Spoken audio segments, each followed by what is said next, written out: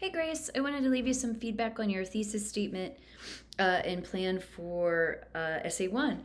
As a whole, I think things are going pretty well. I can see a clear thesis here, and I think you have a pretty good plan, right? So I can see as your reader how you plan to unpack this thing. So as a whole, things are working really well. There's just some things here and there that I want to talk to you about that I think will help this out. First off, just a couple comments about formatting. Make sure you're using the correct heading, and you get your header over here. So make sure that you get in your instructor's name as well, in between your name and the course title. And then don't forget your header, the last name, and the page number too. Also in MLA, remember that you want to double space your entries.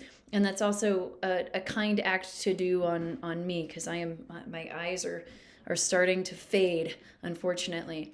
Okay, so it feels like this opening sentence could work really well as your thesis statement.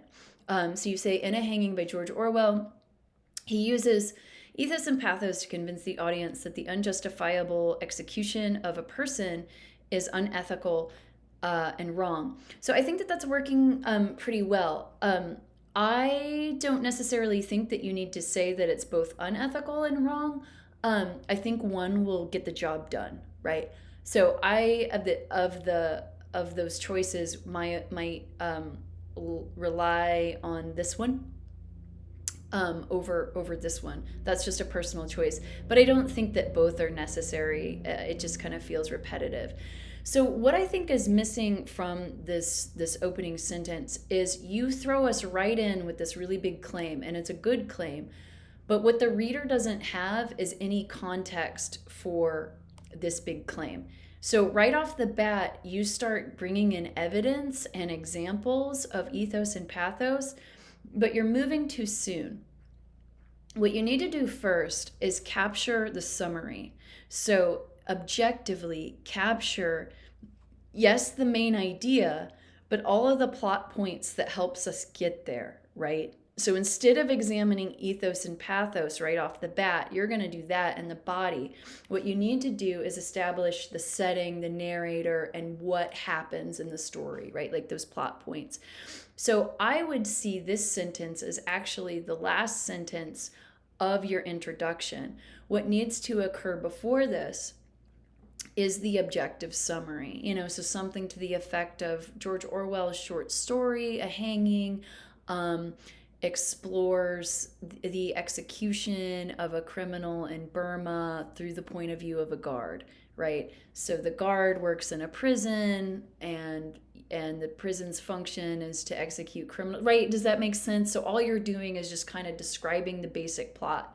So if you get us up to the moment where the narrator has the epiphany, I think that this is going to work really well.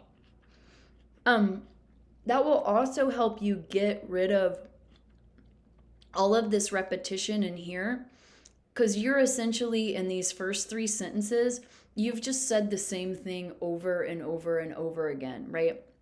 So you're not progressing the narrative forward. Instead, you're just repeating yourself. So I think that you say it great the first time.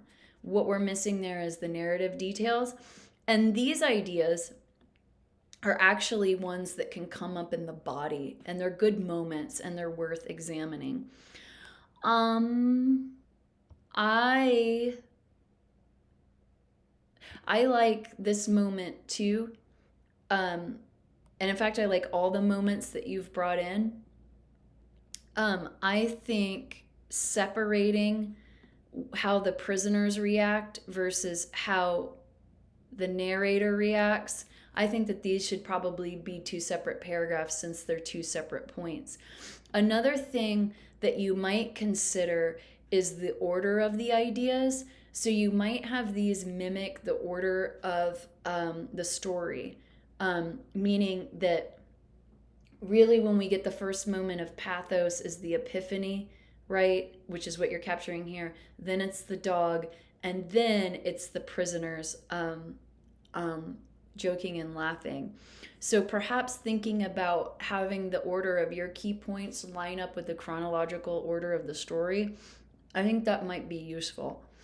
But the primary thing that I want you to think about is capturing a clear objective summary before you present this argument and thinking about getting rid of some of this unnecessary repetition. If you do that, I think that you're going to have a pretty successful essay because it's already off to a good start. All right. Let me know if you have any questions, and I look forward to seeing where you take this.